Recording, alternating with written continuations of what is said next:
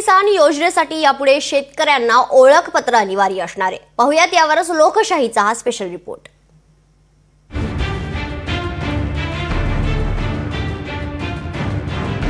शेतकरी ओळखपत्र नसेल तर पीएम किसान योजनेचे पैसे मिळणार नसल्याची माहिती समोर येते।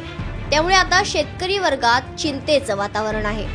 पंतप्रधान सन्मान निधी योजनेअंतर्गत शेतकऱ्यांसाठी ओळख क्रमांक अनिवार्य करण्यात आलाय। हफ्त्यासाठी नवीन नियम लागू करण्यात आले। त्यामध्ये आता शेतकऱ्यांच्या कुटुंबातील सर्व सदस्यांचं आधार लिंक करावं लागणार आहे। खरं तर पंतप्रधान किसान सन्मान निधी योजनेत सरकारकडून शेतकऱ्यांना आधार लिंक करण्याची आणि शेतकरी ओळख क्रमांकाची प्रक्रिया सुरू झाली आहे। मात्र अनेक तांत्रिक बाबींमुळे त्यात अडचणी येत आहेत।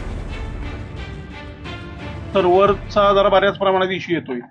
ओटीपी वगैरे जनरेट होतोय, परंतु ई केवायसी करताना तो ओटीपी